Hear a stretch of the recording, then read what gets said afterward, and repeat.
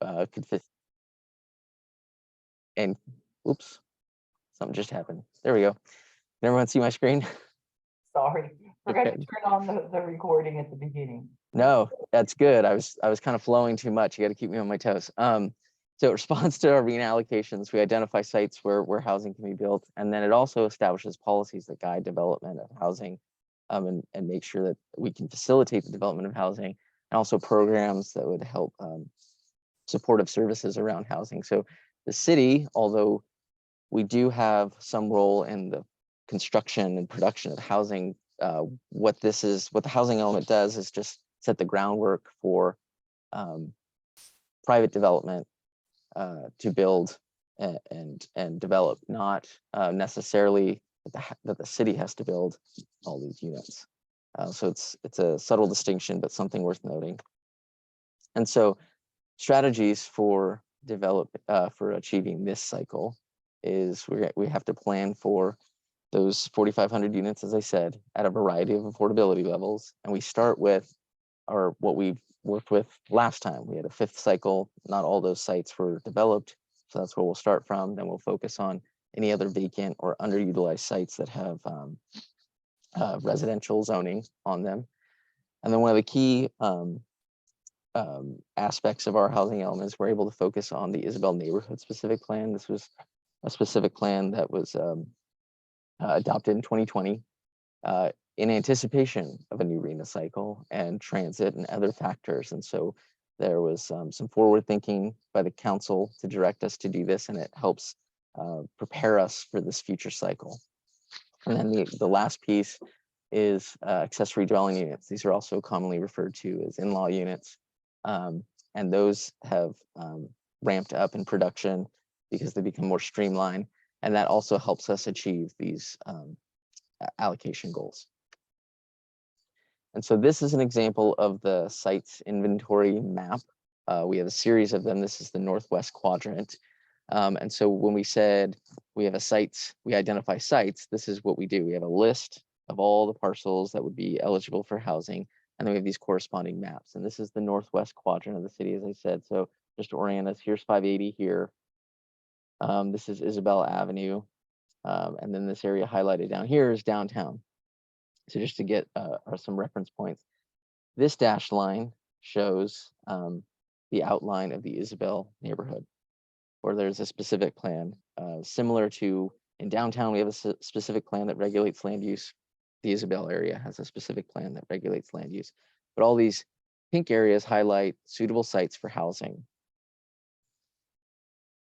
And so one of the primary reasons for developing this specific plan was to address ridership and facilitate a station for the Valley Link project, which I'm not intending to get into Valley Link or Isabel, but just showing how all these pieces connect.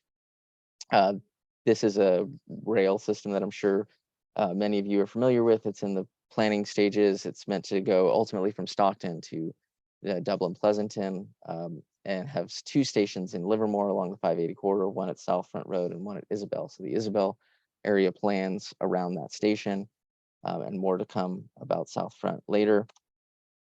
But this is just an example of the specific plan area itself. It's a lot of colors. It's what we call the land use map for the specific plan. And again, trying not to do too much of a deep dive, but it just shows the variety of land uses in the specific plan. And it's an anticipation of our regional housing needs. And so many of these yellows, tans, and browns represent housing, but it also is a mix of other uses like office and commercial, so that it's a well-rounded neighborhood. This is 580 here, and this is Isabel here, and then this is the Valley Link station. These circles represent quarter-mile and half-mile distances away from the station, so you can see how transit and land use planning are working together. And then this is from another slideshow, but just we've had some movement in the Isabel neighborhood, some approved projects. These are some examples of some of the housing projects that have moved forward.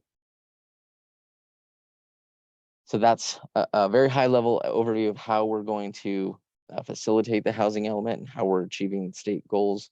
So right now, where the document sits, is we've submitted it to the state for review.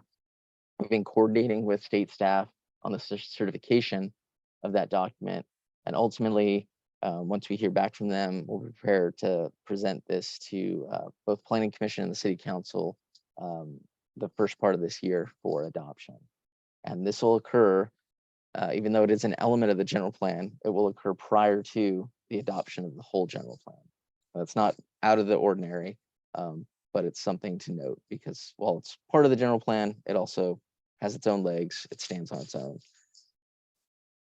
So that's an overview of the housing element, and I will pivot now to a broader land use discussion. So the land use element, again, has to correspond and be consistent with our housing element, but more broadly, it plans for the physical development of the city overall.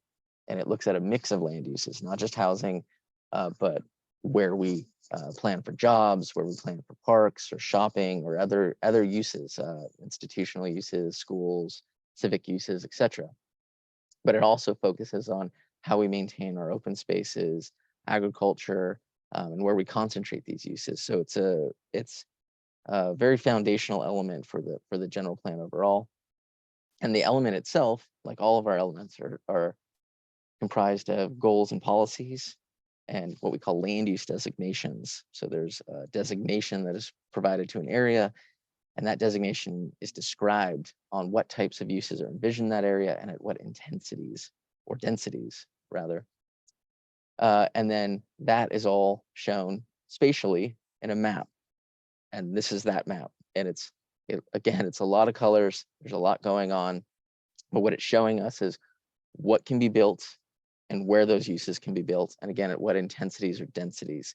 So we don't need to belabor this too much, but here's I-580 right here.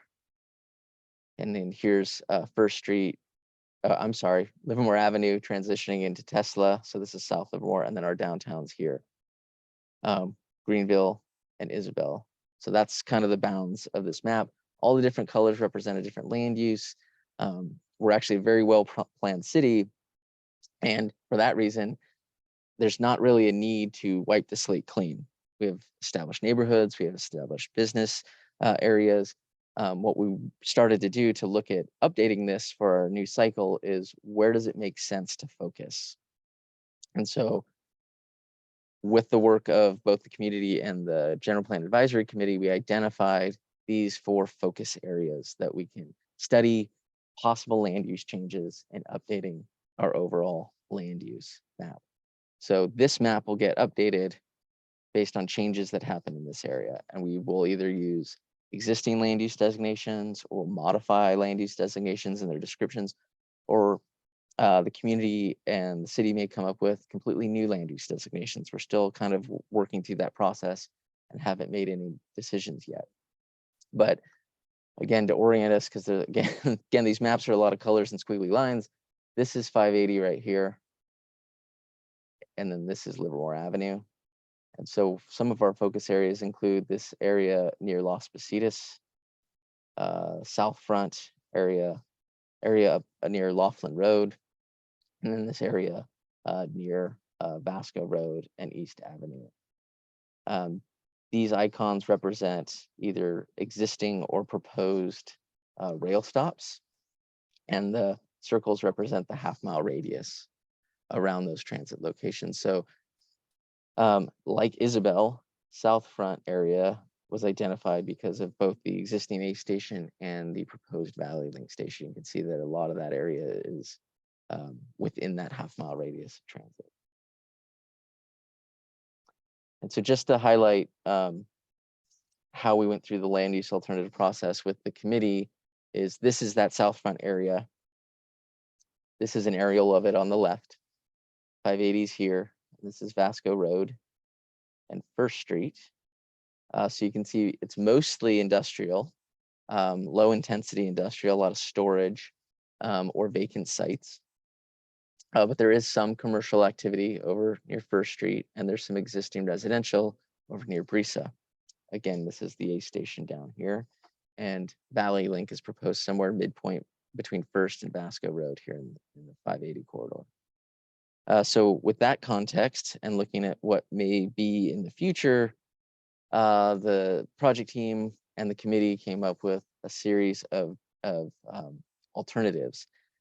And the intent of the alternatives is to provide a range, a wide berth of options that may occur in the future, plan for growth and transit and other things, so we can study them, and then we can evaluate the pros and the cons and the trade-offs or the impacts, and then have a discussion about how we develop a preferred land use scenario. So one of the alternatives has a very business focus. And one of the alternatives, the middle one, has a more residential neighborhood focus. And the third one has a bit more of a blended focus on having both job generating uses and residential uses. And the intent of the evaluation in this alternatives process is not to say, I like B or I like C. It's to study the different variables and the different elements. And ultimately, we'll take bits and pieces and create a hybrid that makes sense for the community. And then that will be our new land use map. And so we're in the process of doing that right now. In September, the council looked at these alternatives for all the focus areas, agreed that that's the proper range of alternatives, that they're wide enough and diverse enough to go study. And then once we complete our study, which is set to occur this spring, we'll be back out into the community to conduct a series of outreach events. We'll be hosting workshops. You'll probably see us at farmers markets and other community events. We'll also have some online activities. We'd love to come back out and present to community groups and focus groups. We're planning to meet with the development community, also the business community. And again, we'll be meeting with our committee and our planning commission, city council. So a lot of opportunity to weigh in and get involved. More information about how to get involved will be available on the project website. It's Imagine Livermore 2045.org.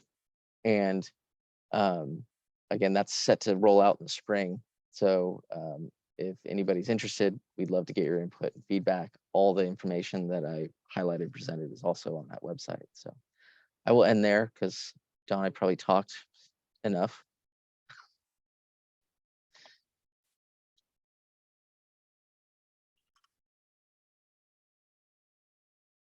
Thank you very much. Any questions? Couple of us. You want me to just call on people, Kimberly, or? Let's see, we've got, let's start with Alan. Yeah, thank you, Andy, for this update. I want to emphasize what Andy said. It's important to find out what people are talking about and make sure you get your input in. And for example, in an early version of one option for Las Positas Court was going to take out Uncle Credit Union's building, and of course that didn't really. I don't think that's really really one of the current options right now. But the point is that these land use changes can impact businesses, and there's a tension between providing spaces for housing and spaces for business. Both are important. But there's this dance that you have to do to make sure that it's actually going to work. So anyway, I just encourage you all to get involved and find out exactly what's going on. Thank you, Alan. I saw David, you had your hand up. Yes, I do. Andy, first of all, thank you for a very well organized and very clear presentation. I really appreciated it. I have three quick questions. I missed one piece of information. You said the 4,500 housing units that Livermore needs to build. What was the time frame for that? When do they need to do that by? It's a 7-year cycle. Okay. And just a distinction, we don't have to build them, we have to plan for them. And so like the last cycle, we had about just under 3,000 units that we needed to plan for, and we didn't build 3,000 units, but we made sure that the foundational building blocks were there so that the private market could build those housing if the market so chose. Good. Thank you for that clarification. Second question, when you showed slides of the Isabel specific plan, you showed buildings that were approximately 3 to 4 stories high. I realize that's just sort of a mock-up and give us a visual of what it might look like, but is the city considering a higher density to go 5, 6, 7 stories out there? So the specific plans adopted, and each one of those different colors I showed does have a height, has development standards that includes height or setbacks. So some of the buildings in more of the concentrated area near the station could be 5 stories tall. I'd have to look.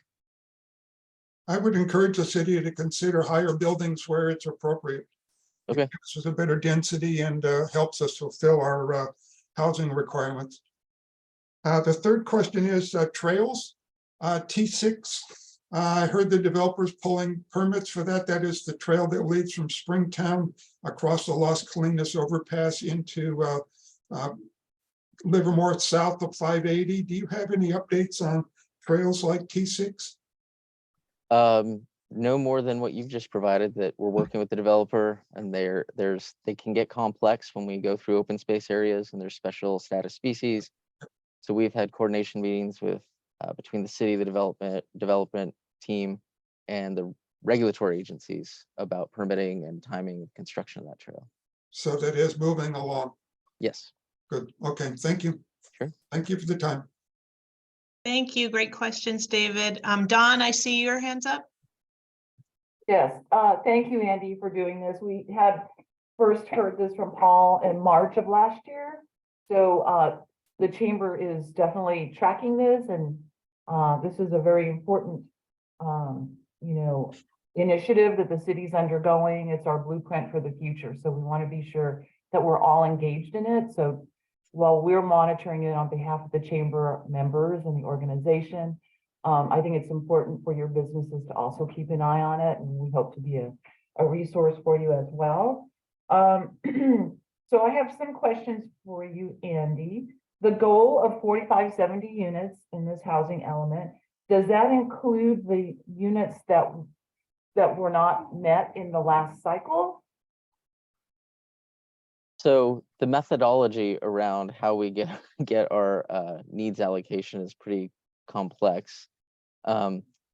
It doesn't necessarily work as, well, you didn't meet it, so we're going to add it to the next. It's really you're starting over based on new growth projections. So short answer is no. It's not because we didn't build them that they're going to roll them forward. It's based on state methodology and regional methodology. Okay. I liked your little graphic of the focus area for Southfront Vasco. I wish you would have had one for the other 3, but we have Southfront Vasco, Laughlin Road, Las Positas. What was the 4th one? East Avenue and South Vasco Road. And I'd be happy to ask you, Don, and this group to be a conduit to the business community, and be happy to present this or other details, and then I can come back and present some of the other alternatives if that would be of interest to this group. I think as you're getting more into it now, the housing element piece is done, and it hasn't been accepted and approved yet by the state, right? But No, but for this group, have been working with state reviewers quite extensively. So when you submit the document to the state, there's a lot of back and forth and discussion with state staff, our counterparts at the state level, to kind of walk through how we're meeting the obligations and state law. So we feel pretty good that we've gotten it to a place where it'll be accepted, but time will tell. Okay. Yes, so I think maybe we'll see if we can get some regular updates. Yeah. And I'll coordinate with you, maybe, at certain points, you'll say, every quarter, Dawn, I should come back and give you all an update. The one thing that I do want to flag for the city is the fact that as you look at developing these hybrid plans for the focus areas, is that if we reduce the number of opportunities for commercial or business, it's kind of like, you're pushing down here, it needs to go somewhere. So we want to be sure that's being recognized in the final plan. Sure. And I think Alan summarized it very well, that it's a delicate balance. It's a dance that we have to do. Part of the evaluation study that we're looking at, there's a whole host of topic areas that we are looking at, from transportation to climate change, equity, but also what's our basic inventory of those land uses, and are we right-sizing? Are we right-sized? Is there opportunity for us to grow in those land use categories? Or if certain changes would impact those land use categories, how do we make up for that, right? It's kind of like you said, if it goes down here, where can we raise it back up? So that there's a lot of back and forth that's still yet to be done with these alternatives evaluations. And taking an accounting of what's the growth potential for the existing businesses that are here? What are their plans to grow? Right. And ideally, we want to keep them here in Livermore.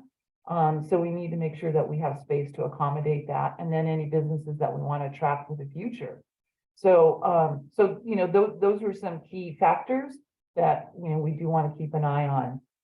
We like to think that, and I feel for the most part, Livermore is pretty business friendly, recognizing that a strong economy makes the community overall stronger.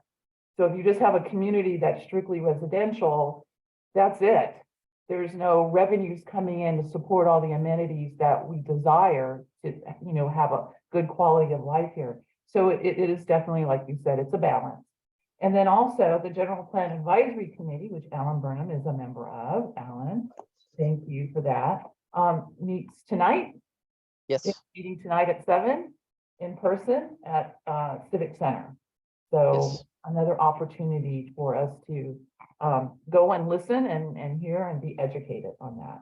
So thank you. I know it's a lot of work. It's a heavy lift for cities, but it's deeply appreciated, and we just want to stay engaged with you. Well, I appreciate the offer to come and talk with this group and welcome any input you guys have.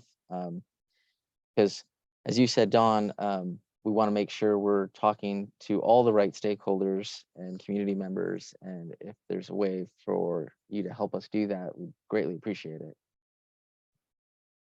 Thank you. Andy, would you mind putting your website and information in the chat in case anyone wants to refer back to that or get a hold of you? I will do my best. Thank you. Any other questions or comments?